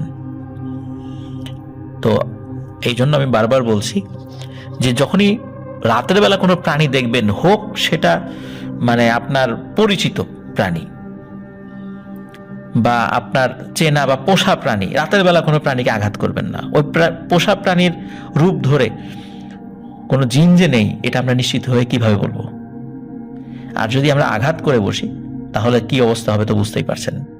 এই জন্য রাতের বেলা কখনোই কোনো প্রাণীর গায়ে আঘাত করা যাবে না। শুধু রাতের বেলা কেন, দিনের বেলাতেও বিনা প্রয়োজনে। দেখা যেত কোনো জিনে ধরা রোগী ওনাদের বাড়িতে এসেছে, সেই রোগীকে ওই জিনে ধরা অবস্থা থেকে সুস্থ করে ওই জিনকে বশীভূত করে রাখার বিষয়ে ওনার বাবা ছিলেন সিদ্ধহস্ত। এখন দেখা গেল যে একটা জিনকে তিনি বশীভূত করে রেখেছেন, কিন্তু ওই জিনের যে আত্মীয় স্বজন এরা তো বাহিরে রয়েছে, বা কোনো জিন উনি ছাড়িয়ে দিয়েছেন বা বশীভূত করেননি, ওই জিন তো ক্ষিপ্ত হয়ে ঘুরে বেড়াচ্ছে। এই সমস্ত কারণে ওনার পরিবারের উপরে বিভিন্ন ধরনের সমস্যার সৃষ্টি হতো, আর এই সমস্যার প্রধান শিকার হতেন শিহাব ভাই। এই জন্য ছোটবেলা থেকেই উনি বিভিন্ন সমস্যার মুখোমুখি হয়েছেন বা এখনো হচ্ছেন। মূল ঘটনাতে চলে যাই।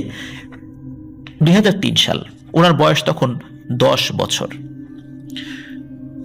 ওনাদের বাড়িতে যে সারাদিন রোগী আসতো, এই বিষয়টা না ওনার আম্মা পছন্দ করতেন না, এই শিহাব ভাইয়ের আম্মা আর কি। কারণ যেহেতু শিহাব ভাই অসুস্থ হয়ে থাকতেন, বিভিন্ন ধরনের সমস্যা হতো, তো এই জন্য তিনি তার হাজবেন্ডকে সবসময় মানা করতেন এই ধরনের কাজ না করতে। আর শিহাব ভাই রাত্রেবেলা ভালো করে ঘুমাতে পারতেন না, ভয়ঙ্কর ভয়ঙ্কর স্বপ্ন দেখতেন, চিৎকার দিয়ে ঘুম থেকে উঠে যেতেন। আর দিন হোক রাত হোক সবসময় আশেপাশে কারো উপস্থিতি তিনি অনুভব করতেন। এমনকি দিনের বেলায় উনি বাসায় একা থাকতে পারতেন না, সবসময় মনে হতো কালো একটা অবয়ব ওনার আশেপাশে ঘুরে বেড়াচ্ছে। আনুমানিক এই অবয়বটির উচ্চতা ছিল 10 থেকে 12 ফুট। কালো পোশাক পরা, কিন্তু চেহারাটা স্পষ্ট বোঝা যেত না। আর রাতে যেহেতু তিনি ভয় পেতেন, তাই তিনি তার আব্বু আম্মুর সাথেই ঘুমাতেন। আর ঘটনাটি এমনই এক রাতে ঘটেছে। উনি রাত্রে ঘুমিয়েছেন, উনি তখন আধো ঘুম আধো জাগ্রত অবস্থা, এমন একটা সিচুয়েশন আর কি। হঠাৎ করে তিনি ওই অবস্থাতে দেখতে পাচ্ছেন একটা কালো ছায়ামূর্তি, তার এক হাতে একটি টিয়া পাখি রয়েছে এবং দূর থেকে ইশারা করে তাকে ডাকছে এক হাত দিয়ে, যে এদিকে আয়, এদিকে আয়, পাখি নিবি, আয় নিয়ে যা, আমার থেকে পাখি নিয়ে যা। বাচ্চারা কিন্তু পাখি দেখলেই তাদের ভালো লাগে, নিতে চায়। উনি ঘুমের ভেতরই উঠে দাঁড়ান।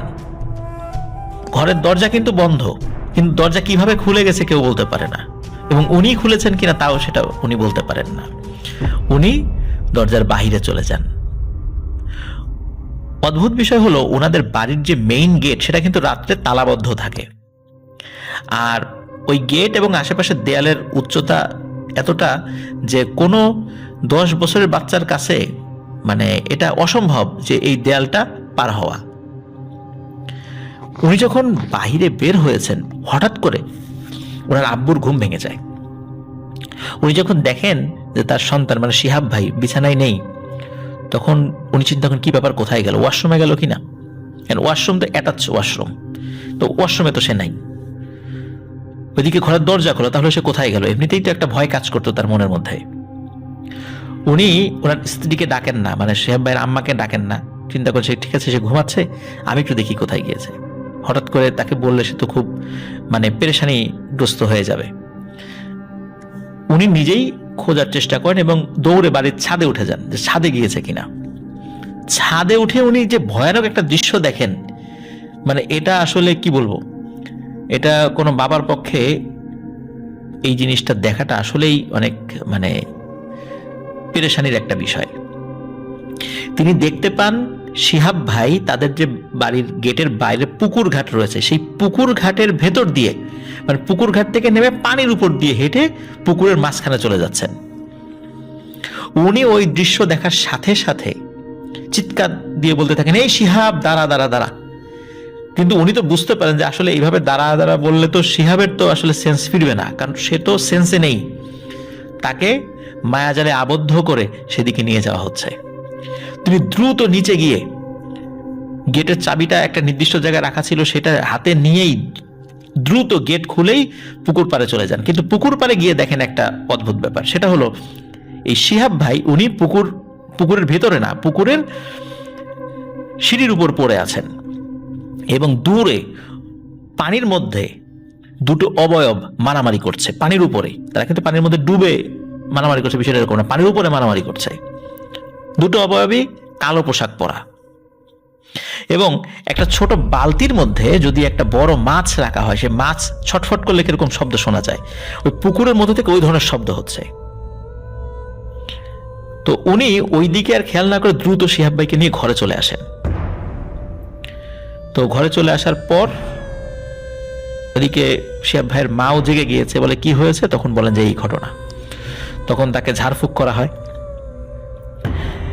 পরবর্তী দিন শিহাব ভাইয়ের বাবা তিনি তার অনুগত জিনদের মাধ্যমে জানতে পারেন যে এক রোগীকে উনি সুস্থ করেছিলেন জিনের হাত থেকে। ওই জিনটি শিহাব ভাইকে ক্ষতি করার জন্য নতুন করে পিছু নিয়েছে এবং এই কালো অবয়বের বেশে রাতের বেলা হাতে টিয়া পাখি নিয়ে স্বপ্নের মধ্যে তাকে ডাক দিয়েছিল। এটি মূলত সত্যি সত্যি তাকে ডাক দিয়েছিল, কিন্তু স্বপ্নের মধ্যে সে দেখেছে এবং বাস্তবেও সেটা ছিল ওখানে। এবং তাকে ওই পুকুরের মধ্যে, পানির মধ্যে মাছ পুকুরে নিয়ে গিয়ে ডুবিয়ে মেরে ফেলার একটা পরিকল্পনা ছিল।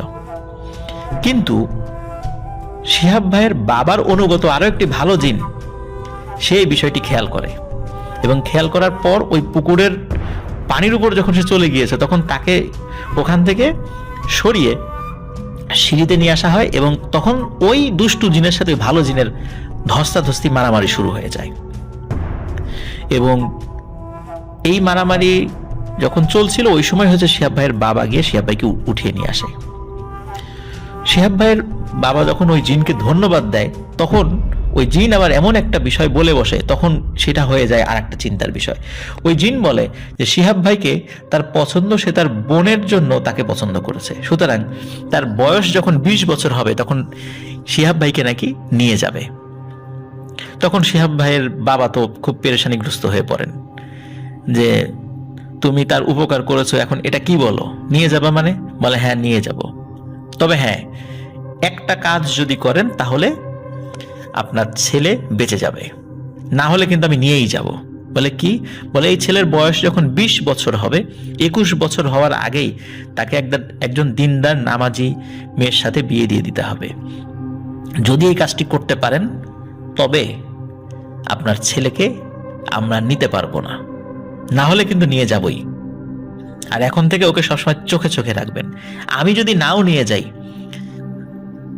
তাহলে কিন্তু অন্য দুষ্টু জিনেরা যাদেরকে আপনি ক্ষতি করেছেন, বিভিন্ন মানুষের উপর থেকে ছাড়িয়েছেন, তাদেরকে বশীভূত করে রেখেছেন, তার আত্মীয় স্বজনরা কিন্তু ওর ক্ষতি করবে বা নিয়ে যাবে, তখন কিন্তু আমাকে দোষ দিতে পারবেন না। এবং ওই জিন শিহাব ভাইয়ের বাবাকে বলে দেন যে শিহাব ভাইকে কি কি আমল করতে হবে এবং সারা জীবন ওইটা করেই যেতে হবে। এবং শিহাব ভাই এরপর থেকে এখন পর্যন্ত তিনি এই কাজগুলো করে যাচ্ছেন। প্রিয় লিসেনার্স, শিহাব ভাইয়ের প্রথম ঘটনাটি আপনারা শুনলেন। কি মনে হয় যারা আসলে এই কবিরাজ বা ওঝা, যারা জিনের চিকিৎসা করেন বা জাদুটোনার চিকিৎসা করেন, আসলে ওনারা কি খুব ভালো থাকেন বা ওনারা কি খুব স্বাভাবিক লাইফ লিড করতে পারেন আমাদের মতো? আসলে পারেন না, এটা সম্ভব হয় না। আমরা যেমন দেখি যে পুলিশ সদস্য যারা, তারা কিন্তু একটা সিকিউরিটি মেনটেন করে নিজেদেরকে রাখেন সবসময়, কারণ অনেক অপরাধীদের সাথে তাদের কাজ করতে হয়, অনেক অপরাধীর বিরুদ্ধে মামলা করতে হয়, অনেক অপরাধীকে ধরতে হয়, কখনো পানিশমেন্টও দিতে হয় তাদের মুখ থেকে কথা বের করার জন্য। এই অপরাধীরা যখন বের হয়ে আসে তখন তো ওই পুলিশ সদস্যদের উপর হামলা হতে পারে। এই জন্য পুলিশ সদস্যদেরকেও বা এই কাজের সাথে, আইন শৃঙ্খলা রক্ষার সাথে যারা জড়িত আছেন, তাদের নিজেদের নিরাপত্তা নিজেকেও বজায় রাখতে হয়, তা না হলে কিন্তু খারাপ মানুষরা তাদের ক্ষতি করতে পারে। সুতরাং জিনদেরকে নিয়ে যারা কাজ করে, জিনদের ইচ্ছার এগেইনস্টে যদি আমি কোনো কাজ করি তাহলে তারা তো ক্ষতি আমাকে করতেই পারে, এটা তো স্বাভাবিক, তাই না? এই জন্য যারা এই কাজগুলো করেন তারা কিন্তু আমাদের মতো স্বাভাবিকভাবে জীবনযাপন করতে পারেন না, অনেক সীমাবদ্ধতার মধ্যে তাদেরকে থাকতে হয়, যেমনটি এই ঘটনার মাধ্যমে আমরা জানতে পারলাম। 2008 সালে এটি ঘটেছিল বরিশালে। বরিশালের কোন জায়গাতে, এই জায়গাটা স্পেসিফিক করে আর কি বলা যাচ্ছে না, শুরুতেই বলেছি সঙ্গত অনেকগুলো কারণে সেটি বলা যাচ্ছে না। পারিবারিক কলহের সূত্রপাতে এই ব্ল্যাক ম্যাজিক করা হয়েছিল। সেটি এমন হয় যে যিনি করেছিলেন তার নানা, তিনি বেশ ভালো ছিলেন, তার 3 মেয়ে ছিল, তারপর তার একটা ছেলে ছিল। তো 3 মেয়ের মধ্যে 1 মেয়ের ছেলে হচ্ছে এই ঘটনার মূল নায়ক, যিনি ব্ল্যাক ম্যাজিক করেছিলেন। এবং ব্ল্যাক ম্যাজিক করার পেছনে অনেকগুলো কারণ ছিল, সেটি আমি বলছি, তাহলে প্রিয় লিসেনার্স আপনারা বুঝতে পারবেন যে কেন বেশ কিছু বিষয় বলতে চাচ্ছি না আর কেনই বা ব্ল্যাক ম্যাজিক করা হয়েছিল। সেটি হচ্ছে যে যিনি করেছিলেন ওনার নানি বার্ধক্যজনিত কারণে বার্ধক্য জনিত কারণে এই কারণে বলছি যে ওনার বয়স প্রায় 50 হয়ে গিয়েছিল, আর এই কারণে ওনার এমনি বিভিন্ন ধরনের অসুখ বিসুখ ওনার লেগে থাকতো। এর মধ্যে একটা সমস্যা দেখা দেয়, সেটা হচ্ছে উনি কানে কম শুনতে থাকেন, এবং কানে কম শুনতে শুনতে একটা পর্যায়ে এমন অবস্থা হয়ে যায় যে উনি কানে প্রায় একদম শুনতেন না বললেই চলে। গ্রামে কিন্তু মহিলাদের এই ধরনের সমস্যাগুলো, মানে দৈনন্দিন জীবনযাপনে এই ধরনের সমস্যাগুলো কিন্তু অনেক বড় করে দেখা হয়। যদিও বা চিকিৎসা হয়েছিল তার, কিন্তু কোনো উন্নতি না হয়, মানে উন্নতি হয়নি আর কি। যার ফলে পারিবারিক সম্মতিতে, মানে নিজের ছেলে মেয়েদের সম্মতিতেই এই যিনি ঘটনা ঘটিয়েছেন আর কি, তার নানা, তিনি বিবাহের সিদ্ধান্ত নেন, মানে দ্বিতীয় বিবাহ। যদিও তার প্রথম স্ত্রী জীবিত আছে, কিন্তু তিনি দ্বিতীয় বিবাহের সিদ্ধান্ত নেন, এবং দ্বিতীয় বিয়ে উনি করেনও। দ্বিতীয় বিয়ে করার কিছুদিন পর থেকেই শুরু হয় কিছু ঘটনা। যেমন প্রথমে যখন, মানে ওনার আগের স্ত্রী ছিল, তিনি এখনো আছেন ঠিক আছে, কিন্তু ওনার যে 3 মেয়ে ছিল এবং 1 ছেলে ছিল, এই 3 মেয়ের মধ্যে 2 মেয়ের বিয়ে হয়ে গিয়েছিল, তাদের নাতি নাতনি হয়ে, মানে তাদের ঘরে সন্তান হওয়ার কারণে তার নাতি নাতনি হয়ে গেছে। নাতি নাতনিদেরকে তিনি খুব আদর করতেন। ওদিকে তার একমাত্র ছেলে, তাকে খুবই আদর করতেন। বিয়ের অল্প কয়েকদিনের মধ্যে এমন একটা অবস্থা হলো যে তার নাতি নাতনি, ছেলে মেয়ে কাউকে দেখতে পারেন না, এবং তাদেরকে ভয়ানক রকমের শত্রু হিসাবে গণ্য করেন। তো তারা তো চিন্তিত হয়ে পড়ে, কি ব্যাপার, আমার বাবা এত ভালো ছিল, মাত্র কয়েকদিনের ব্যবধানে এমন চেঞ্জ হয়ে গেল, এটা কিভাবে সম্ভব? সবাই চিন্তা করে তাদের নতুন মা, মানে সৎ মা, মানে যিনি ঘটনা বলছেন তার হচ্ছে সৎ নানি, নিশ্চয়ই এমন কিছু করেছে যার ফলে তার নানা পুরোপুরি চেঞ্জ হয়ে গেছে। মানে তার নানা তার মেয়েদেরকে সহ্য করতে পারছে না, তার ছেলেকে সহ্য করতে, মানে যিনি ঘটনা পাচ্ছেন তার মামাকে আর কি, তার ছেলেকে সহ্য করতে পারছে না, আর নাতি নাতিদেরকে সহ্য করতে পারছেনই না। কি করা যায়? তারা রুদ্ধদ্বার মিটিংয়ে বসলেন। মিটিংয়ে বসে সিদ্ধান্ত হলো যে নিশ্চয়ই এমন কোনো কাজ করা হয়েছে যার ফলে এই ধরনের ঘটনা ঘটছে, সুতরাং এটিকে কাটাতে হবে, এবং কাটানোর জন্য কোনো কবিরাজের শরণাপন্ন হতে হবে। তো এই দায়িত্বটা এসে পড়ল ওই ব্যক্তির বড় মেয়ের ছেলের ঘাড়ে, মানে যিনি এই ঘটনার মূল সাক্ষী আর কি। তিনি সানন্দে এই প্রস্তাব গ্রহণ করে নিলেন, কারণ হচ্ছে তার নতুন সৎ নানির উৎপাতের শিকার তিনি নিজেও হচ্ছিলেন, যার ফলে এই বিষয়টি থেকে তারা নিষ্কৃতি চাচ্ছিলেন। এবং আরও একটা বিষয় ছিল, সেটি হচ্ছে যে তার নতুন সৎ নানি সমস্ত সম্পত্তি নিজের নামে করে নেয়ার একটা পরিকল্পনা এটা ছিলেন। যেহেতু তার নানার আরো 3 মেয়ে এবং একটা ছেলে ছিল, তাদেরকে বঞ্চিত করা হবে, এবং সত্যি তাই এরকম বঞ্চিত করে পুরো সম্পত্তি হাতিয়ে নেওয়ার একটা পরিকল্পনা হয়েছিল। যদি দ্রুত এটাকে প্রতিহত না করা যায় তাহলে অনেক সমস্যা হয়ে যাবে। এই কারণে তার উপর এসে দায়িত্ব পড়ে যে এই বিষয়টি সমাধান করার জন্য। তিনি বেশ কয়েকটা জায়গায় ঘুরে এক ভালো কবিরাজের শরণাপন্ন হন। কবিরাজ তিনি বলেন যে হ্যাঁ, ব্ল্যাক ম্যাজিক করা হয়েছে, তোমার নানার উপর ব্ল্যাক ম্যাজিক করা হয়েছে, কিন্তু কিভাবে ব্ল্যাক ম্যাজিক করা হয়েছে সেটা আমি এখনই বলতে পারবো না।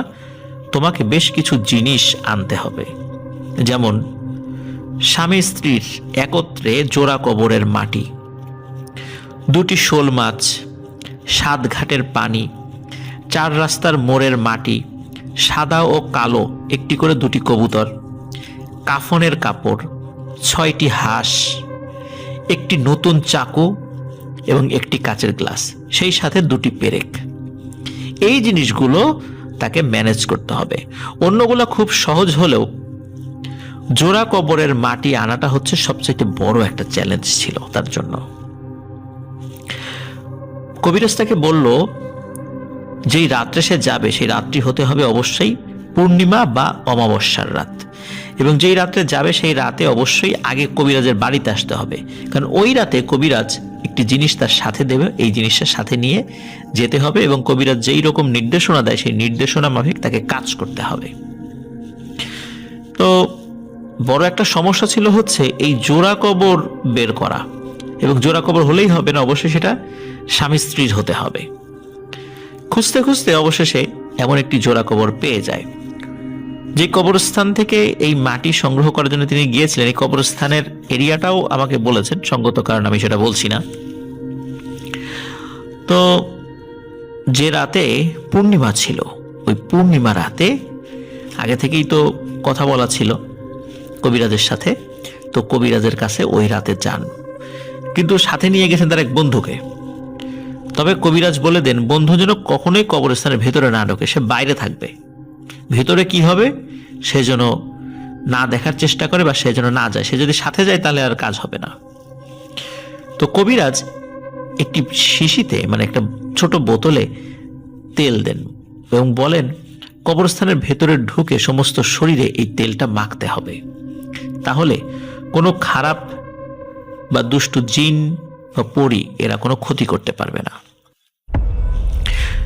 এবং কবরের মাটি নেওয়ার সময় যাই ঘটুক না কেন কোনোভাবেই পেছন দিকে তাকানো যাবে না, সামনের দিকে যাই থাকুক না কেন এই তেল গায়ে মাখলে তার কেউ ক্ষতি করতে পারবে না। সুতরাং কোনোভাবেই ভয় পাওয়া চলবে না, ভয় পেলেই কিন্তু সর্বনাশ।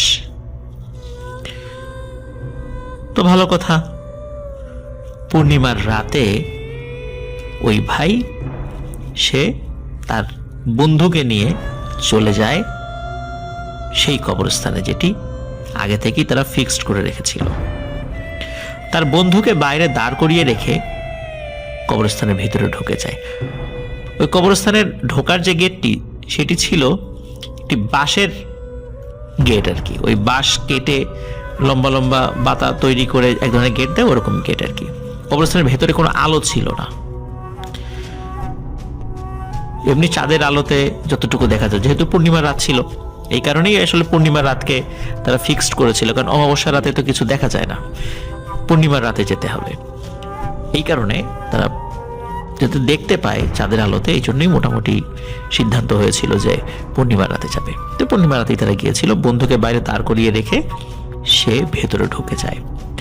ভেতরে ঢোকার পর ওই তেল তার শরীরে মাখে খুব ভালো করে, এবং তারপর সে ওই জোড়া কবরের দিকে এগিয়ে যায়। সে যতই জোড়া কবরের দিকে এগিয়ে যাচ্ছিল তার মনে হচ্ছিল কবরস্থানে থাকা আশেপাশে যেই ছোট গাছ, বড় গাছ, তারপর কিছু কিছু জায়গায় যেহেতু কবরস্থানটা বড় ছিল ওই বাঁশের ঝোপঝাড়ও ছিল, মনে হচ্ছে সেগুলো খুব জোরে জোরে দুলছে, ঝড় বাতাস এগুলো হচ্ছে। সে তো আগে থেকে জানতো, কবিরাজ বলে দিয়েছিল এই ধরনের ঘটনা ঘটবে, সুতরাং সেগুলোতে সে কোনো পাত্তা দিচ্ছিল না।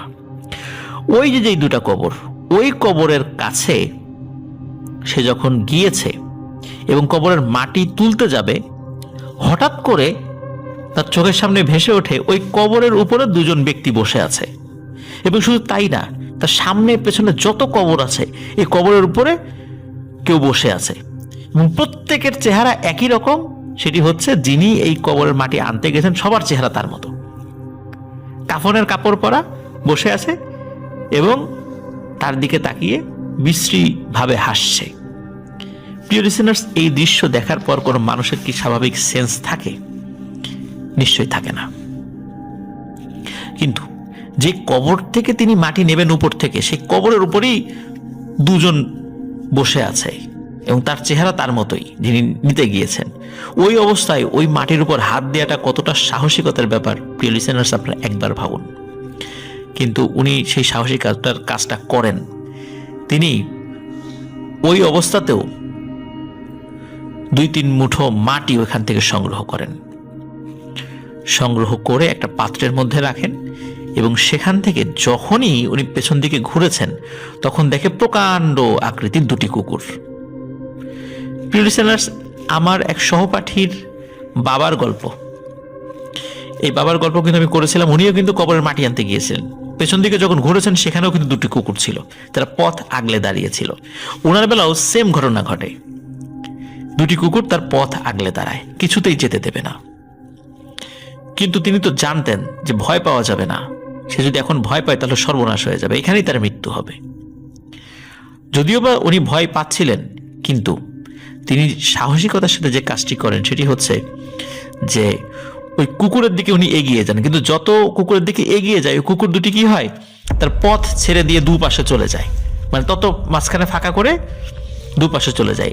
এর পেছনে কারণ হলো তার শরীরে ওই যে তেলটি মাখা ছিল, ওই তেলের কারণে ওই কুকুর দুটি হয়তোবা সরে যাচ্ছিল, যার কারণে সে খুব নির্বিঘ্নে কবরস্থান থেকে খুব দ্রুত বের হয়ে আসতে পারে। এবং বের হয়ে আসার পর কিন্তু আর কিচ্ছু দেখে না, সবকিছু স্বাভাবিক। তিনি তার বন্ধুকে সাথে নিয়ে দ্রুত ওই কবরস্থান ত্যাগ করে, বন্ধুকে তার বাড়িতে এগিয়ে দিয়ে সে সরাসরি ওই রাতেই ওই কবিরাজের কাছে চলে যায়।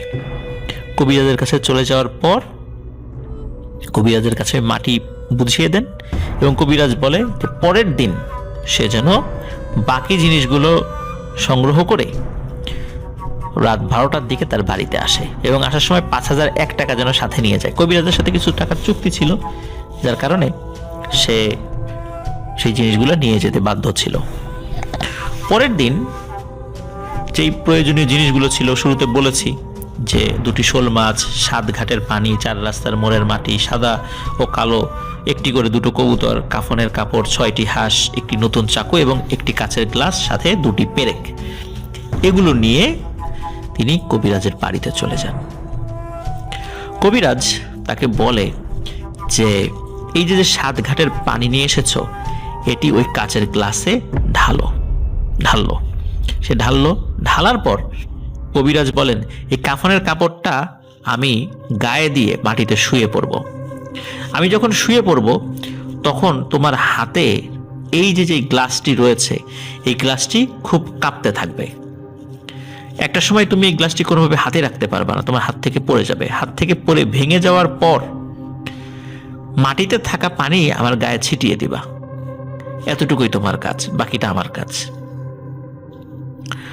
প্রিয় লিসেনার্স, উনি ওই কাচের গ্লাসটি হাতে নেন এবং কবিরাজ ওই কাফনের কাপড় গায়ে দিয়ে মাটির উপর শুয়ে পড়েন।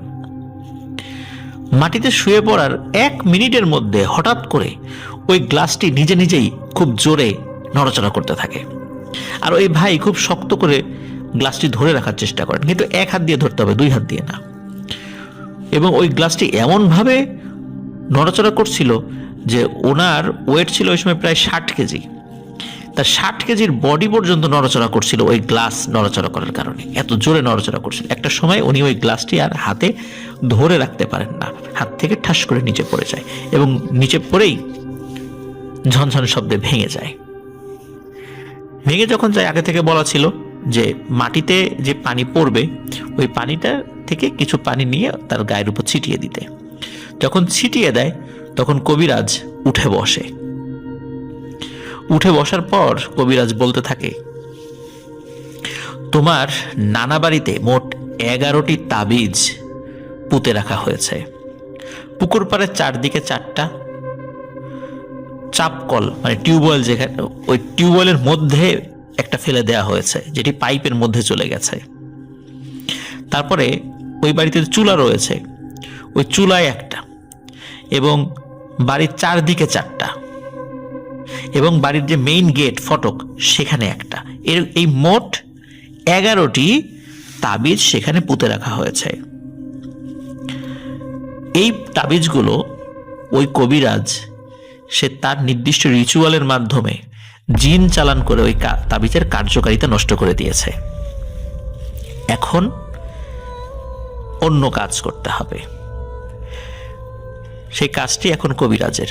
কবিরাজ কি করে, ওই অবস্থা থেকে উঠে ওই যে হাঁসগুলো নিয়ে এসেছিল, ওই চাকু দিয়ে, চাকুগুলো খুব ভারী ছিল আসলে চাকু তো না, ওটা দা আর কি, এক কোপে একটা করে হাঁসের মাথা মানে এক কোপে বিচ্ছিন্ন করে ফেলছিল। এবং হাঁসের গলা থেকে যে রক্ত বের হচ্ছিল, ওই রক্তগুলো ওই যে কবর থেকে আনা মাটি, এই মাটিগুলোর উপরে দিচ্ছিল। এবং তারপর ওই যে 4 রাস্তার মাটি, এই 4 রাস্তার মাটি আর কবরের মাটি মূলত এক জায়গা করে ওই রক্তগুলো ওর মধ্যে মিক্স করে আর কি। তারপর সে কি করে, এই মাটি এবং আদার্স অন্যান্য জিনিসগুলো দিয়ে এবং কিছু লিখে তাবিজ তৈরি করে। এর মধ্যে 2টো তাবিজ ওই যে কবুতর, ওই কবুতর দুটিকে খাইয়ে দেয়, খাইয়ে দিয়ে ছেড়ে দেয়। আর 2টো তাবিজ 2টো শোল মাছের পেটের মধ্যে দিয়ে দেয়, মানে তাদের ওই শোল মাছ দুটোকে খাইয়ে দেয়। এবং ওই কবুতর দুটিকে খাইয়ে দিয়ে আকাশে ছেড়ে দেয়, তারা উড়ে চলে যায়। আর 2টো শোল মাছ তার হাতে দিয়ে বলে, একটি শোল মাছ বদ্ধ পানিতে ছেড়ে দিবা, মানে একটা পুকুরের মধ্যে ছেড়ে দিবা, আর একটা পানি মানে আর একটা শোল মাছকে যেখানে জোয়ার হয়, জোয়ার ভাটা হয়, এমন একটা জায়গায় ছেড়ে দিবা। এটাই কাজ, বাকি তোমার আর কোনো কাজ নাই। সে তাই করে। ওই রাতেই, যেহেতু বরিশাল নদী এলাকা, জোয়ার ভাটা তো বিভিন্ন নদীতে হয়, তো খুব সহজেই সে কাজটি করে, একটা পুকুরের মধ্যে ছেড়ে দেয় আর একটা নদীতে ছেড়ে দেয়। সে যখন এই কাজগুলো করে বাড়িতে আসে, বাড়িতে আসার সাথে সাথে দেখে ঘরের চালের উপরে 2টো কবুতর বসে আছে। কবুতর দুটিকে দেখে তার চেনা চেনা লাগে, যে কি ব্যাপার, এই কবুতর দুটি এখানে চেনা চেনা লাগছে। মনে হচ্ছে কবুতরের পায়ের সাথে লাল ফিতা টাইপের কিছু একটা বাঁধা, গায়ে মানে মাথার উপর বা গায়ে সিঁদুরের মতো কিছু লাগানো, এটা দেখেছি বলে মনে পড়ে। তখন সে ওই কবিরাজকে ফোন করে। ফোন করার পর কবিরাজ বলে যে এই 2টো হচ্ছে সেই 2টো কবুতর, এই 2টো কবুতরকে 2টো তাবিজ খাইয়ে ছেড়ে দেওয়া হয়েছিল। তখন বলে যে এখন আমাদের করণীয় কি? বলে তোমাদের কোনো করণীয় কিছু নাই, যা করার এমনিতেই হবে, বা যা হবার এমনিতেই হবে।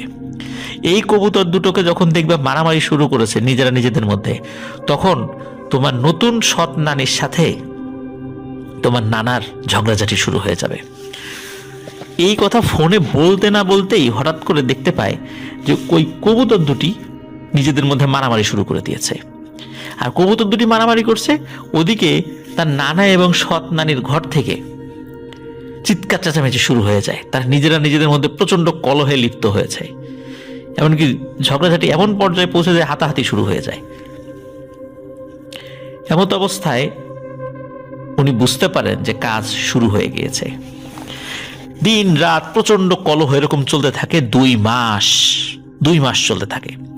আর এই 2 মাসের মধ্যে যে ঘটনাটি ঘটে, যে ওনার নানা দিনকে দিন শুকিয়ে যেতে থাকে এবং 2 মাসের মধ্যে উনি একদম কঙ্কাল সারের মতো হয়ে যায়। মানে এতটা ভয়াবহ প্রভাব ফেলেছিল এই ব্ল্যাক ম্যাজিক তো মূলত 2 ভাবে করা হয়েছে। এক হলো তার নতুন বিবাহিত স্ত্রী করেছিল, আর একটা ব্ল্যাক ম্যাজিক করা হয়েছিল, সেটি হলো ভালোর জন্য তার ছেলেরা করেছিল তার নাতিকে দিয়ে, যার ফলে ওনার শরীরের উপর মারাত্মক প্রভাব পড়ে। এবং ওনার এই অবস্থা দেখে তখন ওনার যে 3 মেয়ে ছেলে বা অন্যদের খারাপ লাগে, যে হায় হায় কি করলাম, কি ভয়ানক ব্যাপার ঘটে গেল। তখন ওনারা একজন ভালো হুজুরের কাছে যান। তো হুজুরের কাছে সব বিষয় খুলে বলেন। তখন হুজুর এই বিষয়টা নিয়ে খুব ভৎসনা করেন যে এইভাবে তো ব্ল্যাক ম্যাজিক করা উচিত হয়নি, অন্যভাবেও কাজটি করা যেত, রুকিয়া করা যেত, তা না করে তোমরা এরকম একটা ভয়ানক কাজ করতে গিয়েছো, এটা তো খুবই খারাপ হয়েছে। যাই হোক, যেহেতু একটা বিষয় হয়েই গেছে তো সমাধান তো করতে হবে। তখন ওই হুজুরের কাছে থাকা বিভিন্ন জিনদেরকে তিনি ডাকেন। তো জিনরা ডাকার পরে জিনরা বলে যে ঠিক আছে, ওই জায়গাটাতে আমরা যাব, ওইখানে কি আসলে হচ্ছে সেই বিষয়টা আমরা জেনে এসে জানাবো। তো ওই জিনেরা জেনে এসে জানায় যে যখন ওই ব্ল্যাক ম্যাজিক করা হয়েছে, তখন ব্ল্যাক ম্যাজিকের কারণে ওইখানে আরো অনেকগুলো জিন চালান করে দেওয়া হয়েছে। ওই জিনগুলো কিছুতেই যাবে না এই নানার মৃত্যু না ঘটিয়ে, এবং আরো অনেক ক্ষতি করবে। ওই যে নতুন যে নানি, তারও ক্ষতি করবে, অনেক কিছু করবে।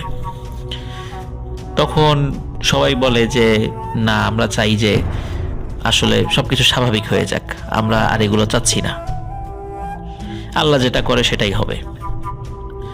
তখন জিনেরা বলে যে তারা কিছুতেই যাবে না, তারা ক্ষতি না করে কিছুতেই যাবে না। অনেক কষ্টে তাদেরকে মানানো হয়। তারা বলে যে 10 কেজি মিষ্টি এবং এক দামে কিনে আনা একটি ছাগল অমাবস্যার রাতে ওই পুকুর ঘাটে বেঁধে আসতে হবে। কিন্তু তারা কিন্তু খালি হাতে যাবে না, তারা ওই ব্যক্তির শরীরের কোনো অঙ্গ নিয়েই যাবে। এই শর্তে তারা যেতে পারে। ওই মিষ্টিও নেবে, ছাগলও নেবে, কিন্তু শরীরে কোনো একটা অঙ্গ নিতেই হবে তাদেরকে, না হলে জিনদের ক্ষতি হবে। কোন অঙ্গ নেব এটা জিনরাই বলে দেয়, যে আমাদেরকে বলে দেন আমরা কোন অঙ্গ নিব, আপনারা যেটা নিতে বলবেন সেটা নিব, কিন্তু একটা নিতেই হবে।